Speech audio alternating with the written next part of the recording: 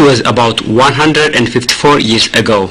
In 1856, a baby boy was born from a poor farmer family in the western part of Ethiopia, in a particular place called Hurumu.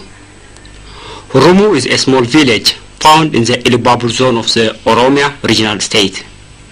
It was unthinkable to expect that a great person would come from this small village, but paradoxically it happened.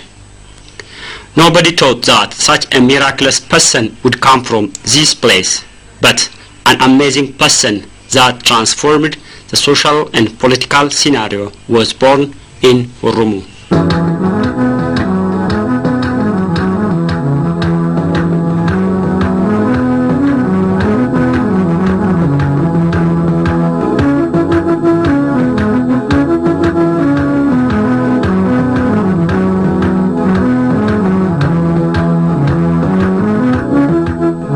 This unexpected little boy was called Hika by his birth name, literally meaning a translator.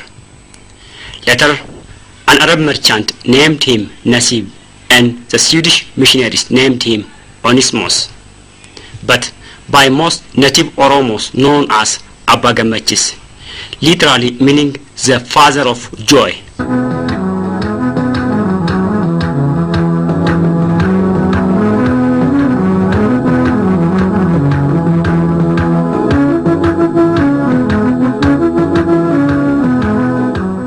Who was Hika or Nasib or Onismos?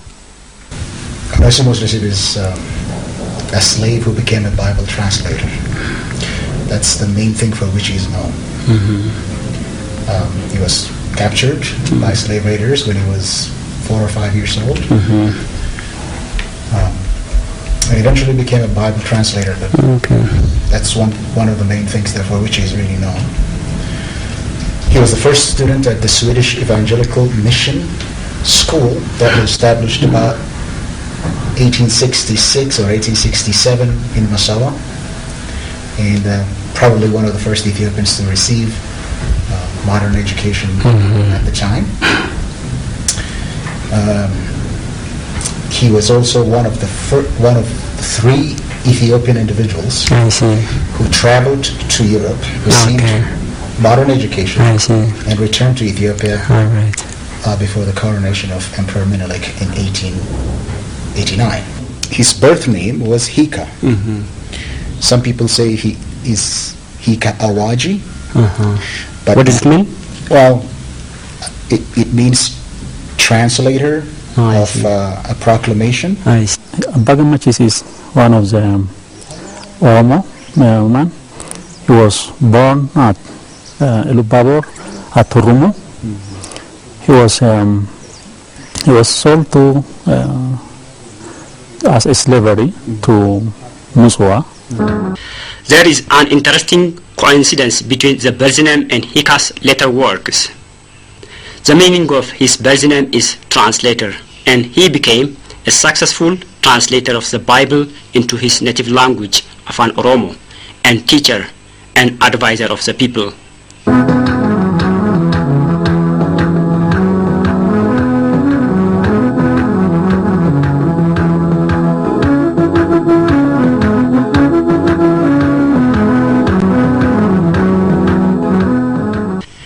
During Hika's day, there was a widespread slave trade in Ethiopia. The inhumane practice whereby people were sold as a mere commodity. In his childhood, Hika was serving his family as shepherd according to their tradition. Unfortunately, one day, when Hika was taking care of his family's cattle along with his mother, slave traders took him off his mother. By then, he was about 4 to 5 years old. Hika was not the only victim of this savage practice, but there were others, such as Astergano from Limu, Faban from Jimma, and Daniel Dabala from Horogudru. Among them, there were Hirpe Abamagal, for instance, who became Faban. His name Faban. She's from Jiren in Jimma. She was captured there during Emperor Menelik's campaign in that region in 1881 and 82. Salbana, Ganno Salbana, who became Aster Ganno. She's from Limmu. She was reduced to slavery as a punishment for her people refusing to build a palace for the king of Limmu at the time. So it's a penalty. Lydia, who became Empress Onesimus' wife, she was from Sayo in Dambidola. Where? Sayo. Okay, where is it located? It's present-day Dambidola. Okay. That's where she is from. So there were many, and Daniel Dabala is also one of them.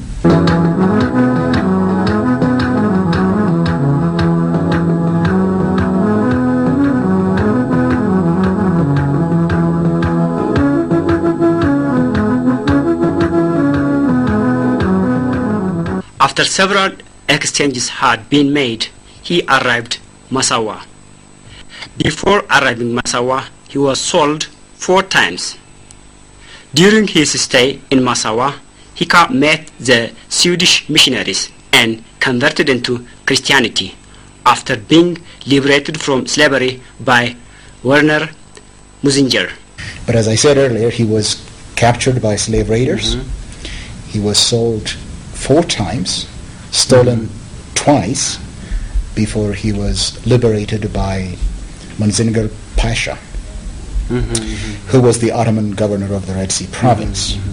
In the transit from his village in southwestern Ethiopia, in Hurumu, in Ilubabor, to Massawa, where he ended up being liberated, he changed hands so many times, 4 times, as I said.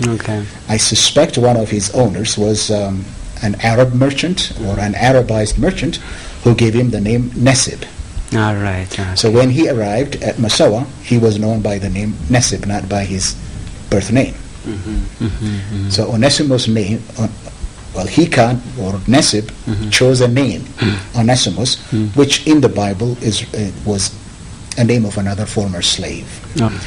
So that explains the 3 names. His birth name is Hika, his slave name is Nesib, his Christian name is Onesimus.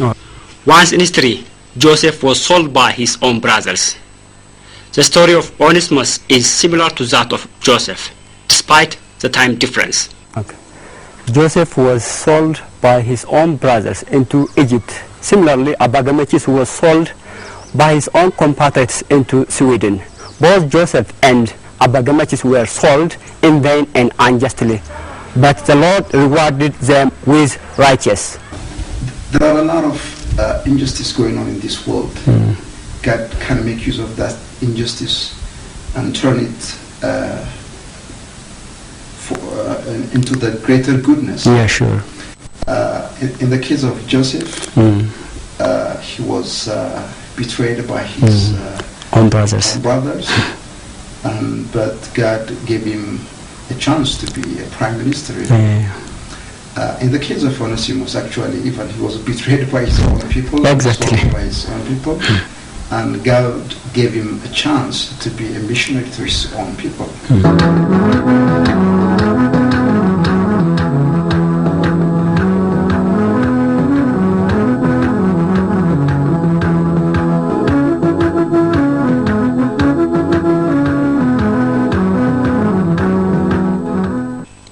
Human life is full of ups and downs.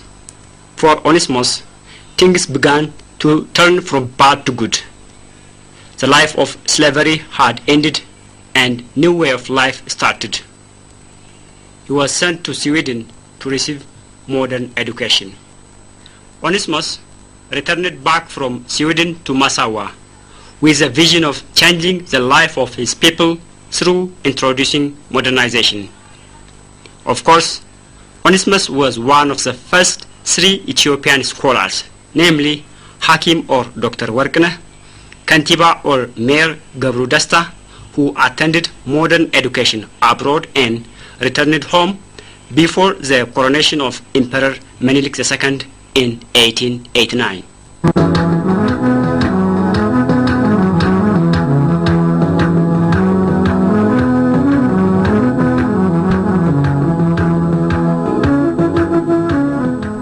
Onesimus made 2 unsuccessful expeditions to enter his country. His first expedition was through the Sudan, but failed and lost his wife and children. His second expedition was through Shoa and still failed.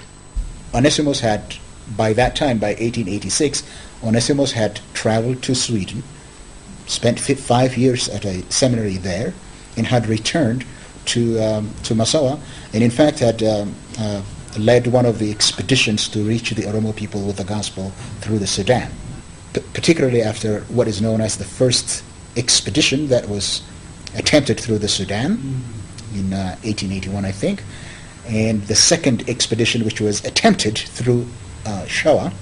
These two failed. When these two failed, Onesimus was distraught, but he remained committed. Despite losing all his hopes of entering his motherland, Onesimus set another strategy, translating the Bible into Afan Oromo, hoping that a door might be opened one day. He embarked on the translation in 1886 and successfully completed the entire project in 1889. The role of Aster, Fabian, and Daniel is worth mentioning in the translation project and assisting the works of Onesimus. Yeah, Aster Ganno was one of his assistants who helped him when he was translating the Bible into Oromifa. Okay. She is also one of the Oromo people who was sold as slavery. I see. Yeah, during that time. She's actually his assistant, considered his assistant in many ways, which she is, because the driving force of in this translation project was Onesimus himself. But because Onesimus himself was captured at about 4 years or maybe 5 years, he wasn't that much versed in the Oromo language himself. She brought the memory and the skills that he needed in the translation. After rigorous attempt, Onesimus succeeded in entering his country and reached Addis Ababa in the early 1904. Kantiba Gabru Asrat, the then mayor of Addis Ababa, received Onesimus and introduced him to Abune Matthios and later to Emperor Menelik. Onesimus gave them copies of the Bible he translated into Afan Oromo. On April 15, 1904, Onesimus arrived at Nakamte. The governor of Wallaga, Kumsa Morada, was eager to see the use of Oromo language for preaching the gospel in his domain.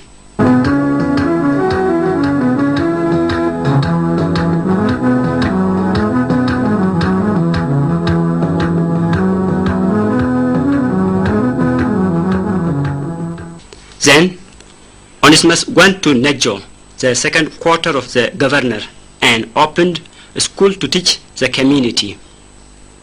After a year and a half, in November 1905, he moved back to Nakamte, where he continued educating children, preaching the gospel, and advising the people until 1931. Right. What was his contribution to the people of Oromo and Ethiopia as well, like in introducing modernization, education, and others? People say that he had tremendous contribution to the development of written Oromo literature. I do not think that Onesimus had that in mind. It is simply an outgrowth of what he had done in evangelizing. Right. So the development of written Oromo literature is important. But then, what Onesimus did was to start schools. As soon as he arrived in Nejo in 1904, he was given by the land by the governor of Wallaga at that time, who was impressed by the fact that he could now read the Bible in his own native language. Who was the then governor? Jazmach Gabra Xavier. I think that's what it is. Kumsa is his birth name, Gabra Xavier is his baptismal name or Christian name, but the same person. So he started a school. In the year that he opened a school in Nejo, 20 students were enrolled in that school that same year. But he faced fierce opposition from the clergy in the area, accused of being an anti-Mary, and he was forced to close down. But the school remained in Nejo or in Boji, and when the governor moved his seat from Nejo to Kamte, I think in 1905, Onesimus came with him, and there they started another school. But to make a whole long story short, the schools that he pioneered and the schools that the missionaries who followed him, that is the Swedish missionaries who followed Onesimus to Wallaga, in other places in southwestern Ethiopia, had tremendous contribution to the purpose for which modern education was started in Ethiopia, and that is to supply personnel to the bureaucracy. And many mission school, as they call the mission schooled individuals had served in Ethiopian governments during the emperor's time, during Derg's time, and even today. When he was at Miswa in Sweden, he translated the Bible into his native language, Oromfa. So he brought this Bible with him to his people. So he preached the gospel to his people in their language, and besides preaching the gospel to these people, he educated the people. Yeah, he opened different schools. Yeah, that they are the one who tried to bring modernity, this modern education to their people. The journey of the great Oromo modernization hero ended in 1931. As the scripture says, the dust returned to the dust, but the invaluable works of his legacy lives forever. His legacy means a lot to this generation. That's what I want to capitalize on, because once he's done history and his legacy is living with us. So his legacy challenges us in many ways and also pose a particular potential to us and what we can do today for our nation.